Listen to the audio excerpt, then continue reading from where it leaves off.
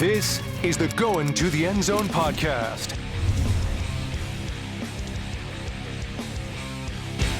Welcome back to our Going to the Endzone Podcast. We are coming to you this week from the Roy. We're, of course, joined by the head football coach of the number 2 team in 2A. That would be Brian Oliver of the Linton Miners. Coach Oliver, we've talked to you a lot, but finally happy to bring you on the podcast this week. That's right, you're ranked number 2. Yes, didn't even know that. It's news to me. You Yeah. did. I didn't even realize that. But thank you. I'm glad to be a part of this. I've seen it for years and excited to be a part of it once again. Another tough game this week. Every game is tough, but tell us a little bit as you guys get set for Western coming up here on Friday night. Thankfully, it's a home game. I know, a long trip for them. Yeah, I mean, Western is a 4A school from up on the west side of Kokomo. Thankfully, they're coming down this way to play us, but it's another tough matchup for us.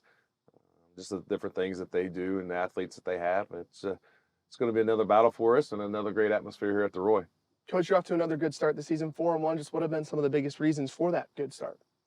Well, you look, just a lot of the toughness and grit with the guys. I mean, we've been winning games. They've been finding ways to win, whether we were down at Sullivan, came back in the fourth, just finding ways to win. And that's been one of our biggest keys for us and the kids sticking together as a team and going out there on a Friday night and playing some good football.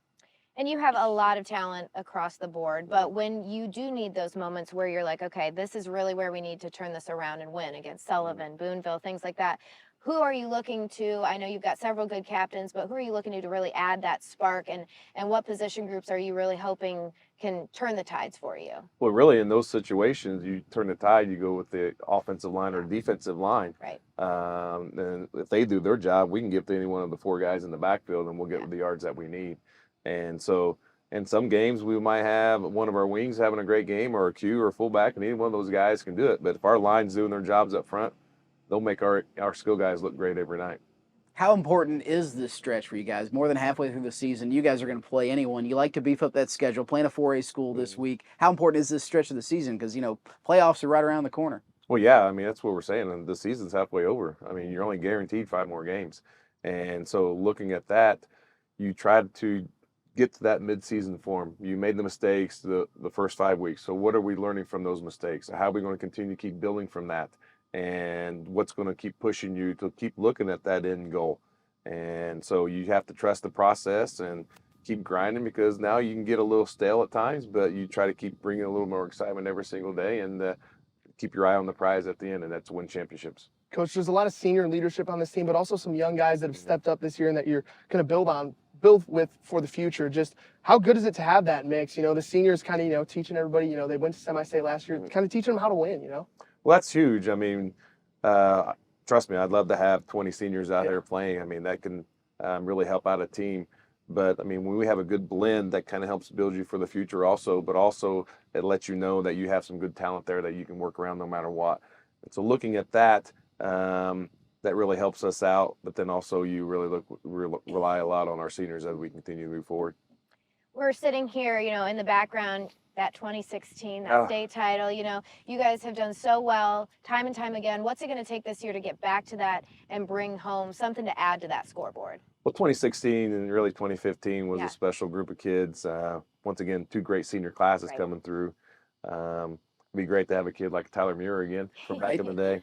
But so just building from that, you look, I mean, those guys set the foundation for what we wanted to go. And then getting the semi-state last year. And I mean, Modern Day has been our Achilles heel these last several years, and just keep grinding, and eventually we'll get there again. And it's just trusting the process and the work ethic, everything the kids do. I mean, our youth program is one of the reasons why our tradition has been so good.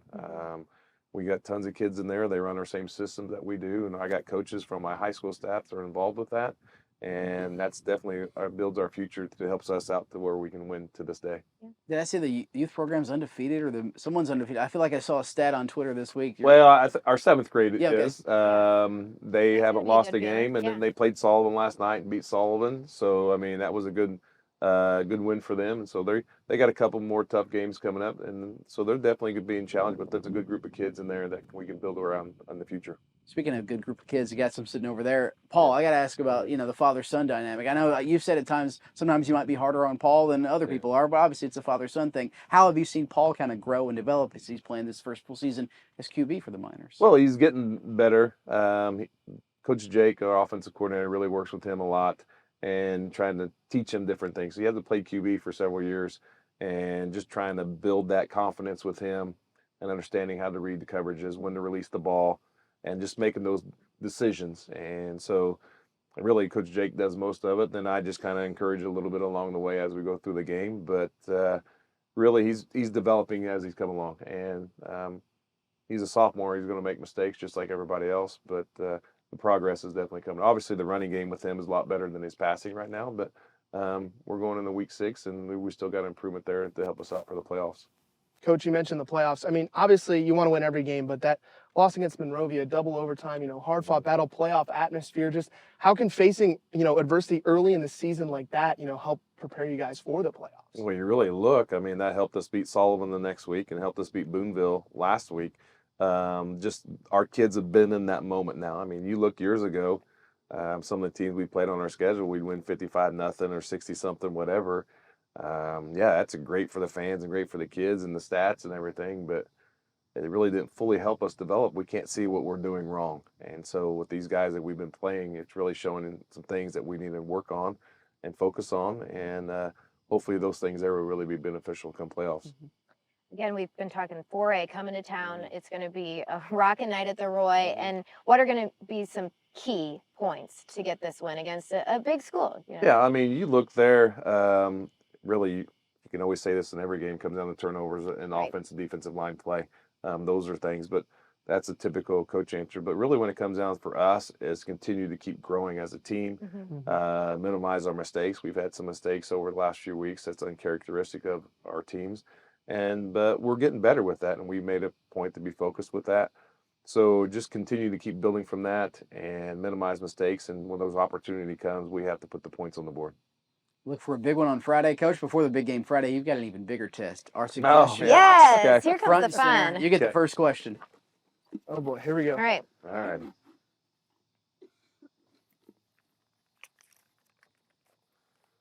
What is your least favorite household chore? I would say if I ever had to do dishes, it would be dishes. So You got a different answer? What's his least favorite household chore? Yeah. Okay, gotcha. We called him Paul over there on Yeah. the sideline. I always say making the bed. I'm just going to get right back in it. It's a waste of time. I don't make the bed. Yeah. Well, The apparently wife you does. don't do much is what I'm hearing from the sidelines here. So Yeah.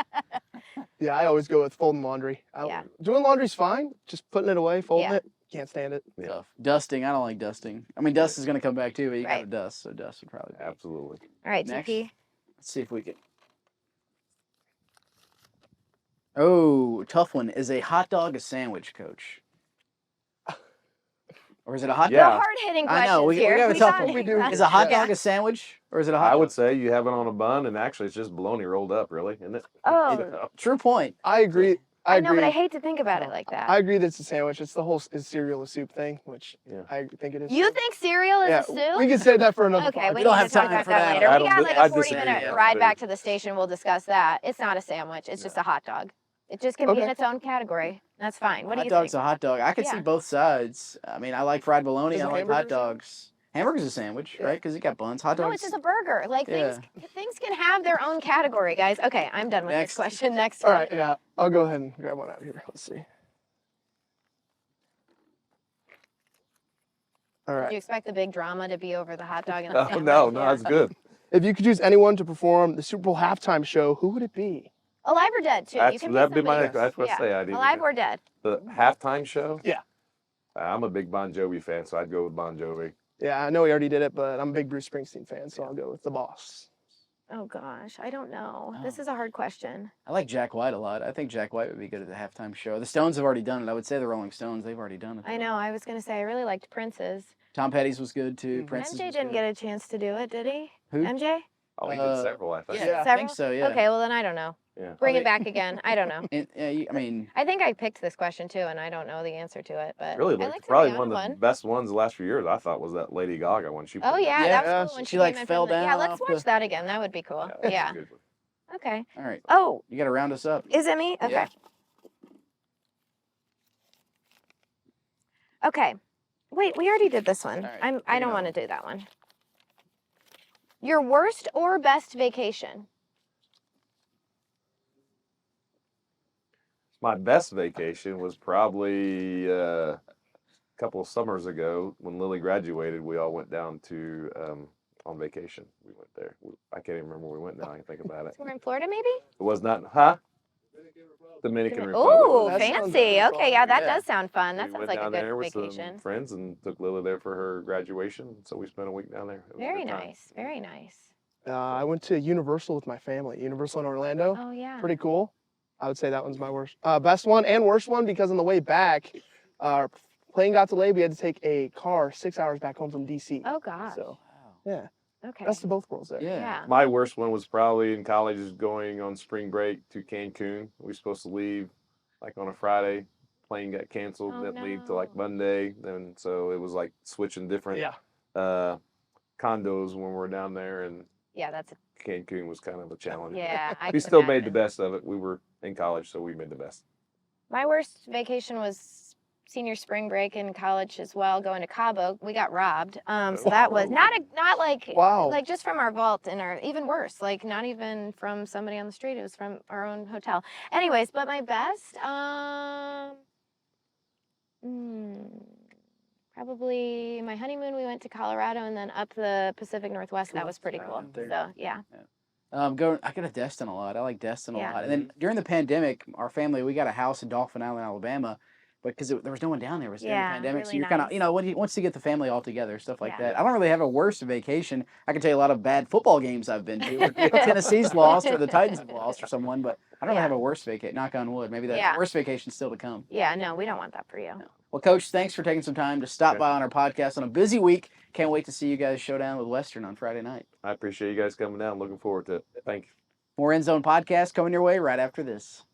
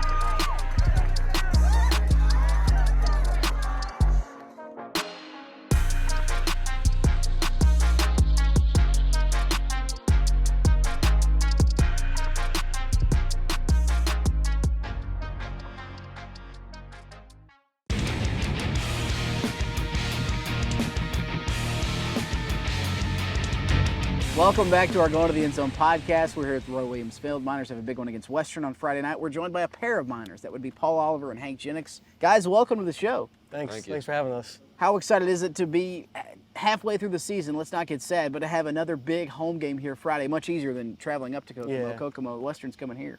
It's nice having more home games than away games this year. And our farthest away game's only about an hour, but also have the stands packed every week and have that support behind us. It's nice having our home crowd out here, especially at the Roy, and coming out here and putting on a show for our hometown.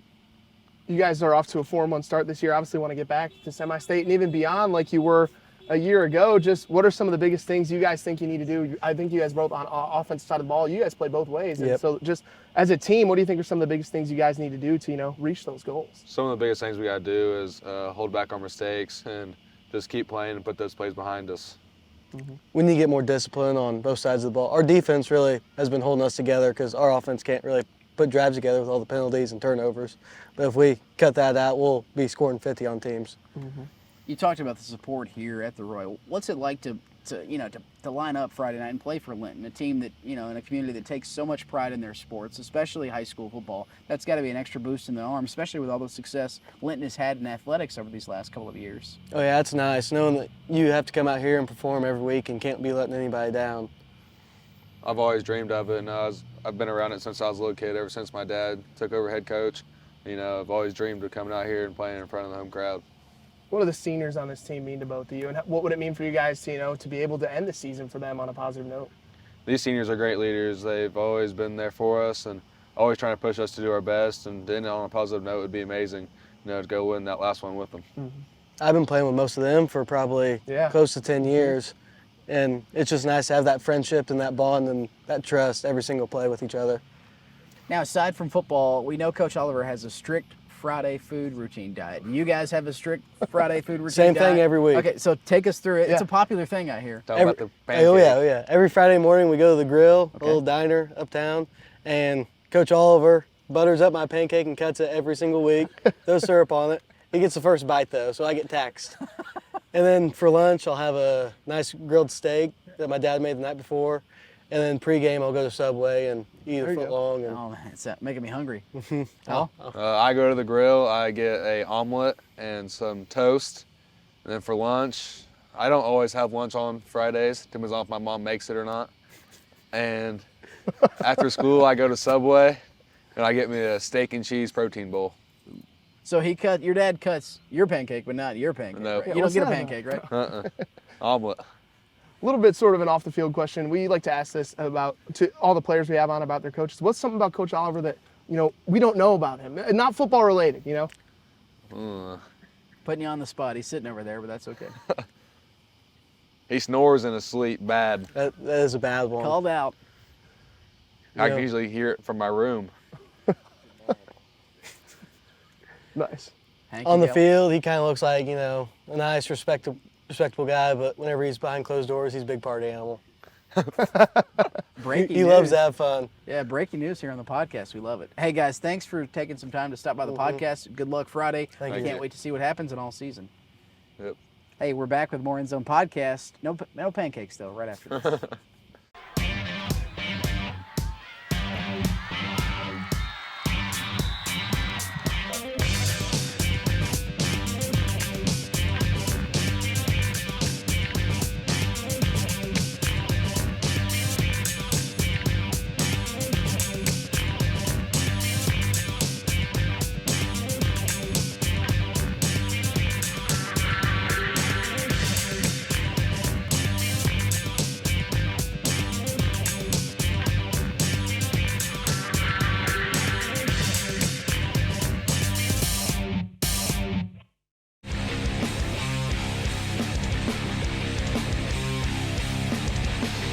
Welcome back to our Going to the Endzone podcast. We are here at the Roy as the Linton Miners get ready for a big one on Friday. We're joined by three Miners captains. We got Christian Shunk, Jesse Voetschild, and Ty Boyd. Guys, welcome to the show. Thanks for coming on the podcast. Thank you. Thanks. Now, this is just for all three. Since you guys are captains, just what does it mean for you guys to, be given that position by your teammates, and how do you go about trying to lead this team? Honestly, it's probably the greatest accomplishment you can do, and the experience is great too. To be a leader on the team, I just try and stay up mentally a lot. Try not to make myself bad body language, stuff like that, and stay up for the guys. It's one of those things where you got a whole bunch of dudes that's weighing on your back, knowing that you got to keep them up at all times and keep yourself up, and it's just one of those things that's great to have. You guys are off to a 4-1 start this season. You had the experience of going to semi-state. I know you guys are hungry to get back to semi-state and beyond. Just what would it mean for you? I know you guys are both seniors. Just what would it mean for you to end your career, on top of the mountain? And for you, you got a senior year coming up, but just what would it mean for you to end the season on that note? Well, yeah. So basically, I'm really hoping to go back to semi-state and to win it this year. So that'd be everything for me, being a senior. I mean, obviously, always the goal here is to go to state and win. It would mean a lot, definitely, to get back there. There's a lot of people that think this is a down year, for sure. So it'd be nice to prove them wrong. Yeah, it's one of those things where we've never actually got to show what we are accountable of in the state championship, and I think we can do it this year. I was at the Sullivan game when you guys beat Sullivan. Just what's it mean for you guys to win that game? I know you guys are going out 4-0 against Sullivan. That's got to be the best feeling in the world. And I know you got one more against them, but you're 3-0, and I know you're hungry to get back at them next year, right? It's one of those things where that rivalry's been over 100 years, and it's going to be one of those things that we have until it comes to an end. And I got a whole bunch of friends from over there, and it's one of those rivalries that we can always have, and I can always one up and say, hey, I got you 4-0. Yeah, it's no matter what, it's always a tough game because it's a rivalry game. Everybody's playing hard. It's everybody's favorite game of the year, I think. Stands are always packed. We're always pretty hyped up about it. It's a great feeling for sure. So yeah, playing Sullivan's probably the highlight of my year every year, and beating them just makes it better. We asked Hank and Paul this before. Do you guys have any Friday game routines, whether it be food or anything, music you listen to before the game? On Friday in the morning, go to McDonald's with Jesse and there you go. Some other teammates. And yeah, I like to listen to just like Drake. Nice. Before the game. And also go to Subway too. So that's about it. Subway's popular with the Miners, Yeah. I hear. Yeah, McDonald's in the morning, Subway in the afternoon. Before every game, I always drink one of those pickle juice shots. That's a new thing I started this year. But I've always worn the same game day shirt, so I just there you go, lucky shirt. Keep to that. Sadly, I don't go eat with the guys in the mornings because I'm out in a different town for some schooling. But I go eat Subway after school every day with them. Then I'd have to say the music I listen to is a lot of 80s and 90s rock. Can't go wrong with that. Well, guys, thank you for coming on the podcast, taking some time out of your day, and good luck on Friday. Good luck the rest of the season. Thank you. Thank you. We got more Endzone Podcast coming up right after this.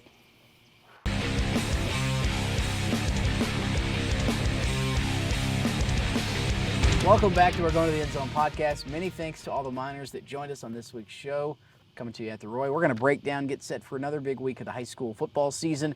Week 6 coming your way Friday, guys, but we have to roll it back to week 5. Yeah. How about the Marshall Lions? They're honking, they're excited. Marshall getting their first one in almost 4 years. I mean, just what a moment for these kids at Marshall, for Coach Weber. I mean, just seeing the celebration. It won our play of the night this week. I mean, and well-deserved. I mean, those kids, they've worked hard these last 3 or 4 years. I listened to our podcast with Coach Weber this weekend, and I heard him say, the ball's just got to bounce our way, but for these kids to stick it out for these 3 years shows that they really love football. And so for them to get that moment, it was great to see. Yeah, it was really exciting getting to know Coach Weber when he came on the podcast and the Endzone special show a couple weeks ago. You can tell that he really has a lot of good qualities as a coach, but also as a guy who really wants to develop these young men and give them that win and help guide them there, and they have done that. Just a good feeling, and it's like getting the monkey off your back, and now they can kind of focus a little bit more probably on these matchups and their gameplay and constructing that a little bit more, because now they can say, hey, we're not waiting on that win. Got a big game with Robinson coming up on Friday. Another team that got their first win last week, the West Vigo Vikings. They get win number 1 of the season last week against Brown County. They're in the win column. Guys, we look ahead to Friday. Kind of some different games this week. We'll start that with Vincent's Lincoln. They were on our show last week. The Colts Coach of the Week, Levi Salters. They got their first win against Castle since '79. It's 1979. It's been a long time since they beat Castle. They're ranked number 10 in 3A. I mean, what can you say? I mean, Vincent's Lincoln, they're having a great year. They're 4-1. They got the honor from the Colts. We had Xander and Blake on the podcast last week, so they did a great job, and they keep rolling, so it's good to see. And I was really impressed when we talked to Xander last week. He gave that love to the O-line, which I love when guys do that, QBs especially, just to say that is that strength that he needs. And I think that mindset is really what's keeping them going, is just that team building mindset and understanding that, it's just not just one guy. While he might be one of the faces of the program, he really understands that it does take a unit. And because of that, Coach Salters, they're seeing that benefit them in a huge win, and they could just take that momentum, I think, and roll it right into playing some of these Evansville teams. And we mentioned it, they got off to that 3-1 start last year. Now they're 4-1. They get that monkey against Castle off their back, so to speak, and hopefully they can keep it rolling. We're getting a lot of monkeys off our backs Monkeys last off week. back. They head to Harrison this week. They should get a win there. A team that needs a win. Both teams, really. Sullivan, Owen Yeah. Valley this week. Should be a close game as the Arrows travel on the road to the Patriots. And Owen Valley, not an easy place to play, No. but I think Sullivan, they are hungry for that win after a couple, close games, and then that Greencastle game really not falling their way. And I think you're going to see that hunger come out. I think they're going to come out swinging against Owen Valley. But it is hard to go and play, against the Patriots on the road. They're not showing as strong as they have in the past, though, and I think Sullivan's going to be able to take advantage of that. Yeah, I agree. I mean, Sullivan, they had that high against South Vermilion, winning the bronze helmet, and they've lost 3 in a row. Owen Valley's hungry for a win. They played well against Northview in the first half. It was only 14-0 at halftime. They had a couple turnovers against the Knights, who are, one of the best teams in the area. Right. So, I mean, I think both teams are hungry for a win. I'm expecting both teams to come out with their best shot on Friday. Can't wait to see what happens there. South Vermilion quietly 4-1. Their one loss to Sullivan. They go to Riverton Park this week. They have a chance to be 5-1. Yeah, and I mean, honestly, they probably should have won that Sullivan game. I know if you ask Coach Barrett, he will say they should have won that Sullivan game. But what can you say about Dom Garzolini and Parker Weir? They have 5 touchdowns against North Vermilion. They followed up with 3 touchdowns last Friday. Yeah. So maybe they're going to go for 6 this week. I don't know. They keep rolling, and I think North Vermilion, seeing them at Attica, there's going to be some good matchups up north there in Vermilion County. And, I love when they get into those inter-county rivalries and things like that. I know that Attica always comes to play too. So excited for both the Vermilion County teams to see how they show out this week. But yeah, I think we're going to see a really strong showing from South Vermilion as they head deeper into the season for sure. We were excited for week 6 of the high school football season. Thanks for watching this week's Going to the End Zone podcast. A lot of football coming your way this weekend.